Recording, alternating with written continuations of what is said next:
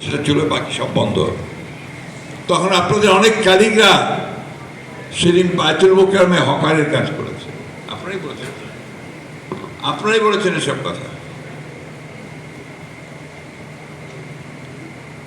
উনি খুলে দিয়েছেন, অর্থাৎ পলিটিক্যাল যে স্ট্রাকচার, সেই স্ট্রাকচারটাকে তিনি ডেমোক্রেটিক করেছেন। অন্যদিকে অর্থনীতিতে, যে অর্থনীতিকে শেখ মুজিব বাকশালী কায়দায় ক্লোজড ইকোনমিতে পরিণত করেছিল এবং শুধুমাত্র তার বসম্পদ লোকেরা সেই অর্থনীতির সুবিধা ভোগ করছিল, এবং এত ভয়াবহ হয়েছিল যে সেদিন দুর্ভিক্ষ হয়েছিল।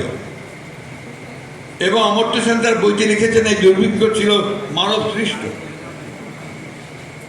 ইত্তেফাক পত্রিকায় ছাপা হয়েছিল বাসন্তীর ছবি একটা জাল দিয়ে জড়ানো। এগুলো সব পুরনো, বলতে বাধ্য হলাম। আমাদের নেত্রী দেশনেত্রী বেগম খালেদা জিয়া, তিনি 9 বছর দীর্ঘ সংগ্রাম স্বৈরাচারের বিরুদ্ধে, সেই সংগ্রামের পরে তার সরকারের আমলে তিনি সকলকে নিয়ে ঐক্যবদ্ধ হয়ে সংসদীয় গণতন্ত্র প্রবর্তন করেছিলেন। এই একটা বিশাল একটা মৌলিক সংস্কার। আমাদের নেত্রী বেগম খালেদা জিয়া, তিনি অন্যান্য দলগুলো এবং জনগণের বিভিন্ন কথার মধ্যে সম্মান প্রদর্শন করে কেয়ারটেকার গভর্নমেন্ট যে বিধান, সেটা তিনি সংবিধানের সন্নিবেশিত করেছিলেন, এবং যেটা বাংলাদেশের কে একটা সুযোগ সৃষ্টি করে দিয়েছিল গণতন্ত্রের চর্চা করা। এবং এটা সবাই স্বীকার করবেন যে 3টি ইলেকশন সেই কেয়ারটেকার গভর্নমেন্টের অধীনে হয়েছে।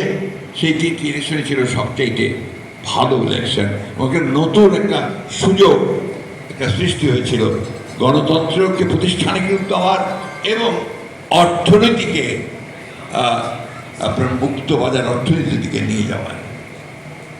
এই সংস্কারগুলো বিএনপি। ভ্যাট আরোপ করেছিলেন আমাদের অর্থমন্ত্রী সাইফুর রহমান সাহেব, প্রচুর সমালোচনা হয়েছে। এমনকি আমাদের ওবায়দুল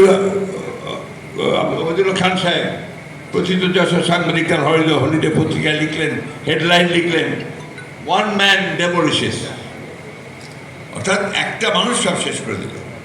কিন্তু প্রমাণ হয়েছে যে ওই ভিএটি, ভ্যাট, এটা বাংলাদেশের বর্তমান অর্থনীতিকে শক্ত জায়গায় নিয়ে আসার পেছনে কাজ করেছে। আমাদের নেতা শহীদ প্রেসিডেন্ট জিয়াউর রহমান, তিনি গার্মেন্টস ফ্যাক্টরি, গার্মেন্টস যে পোশাক শিল্প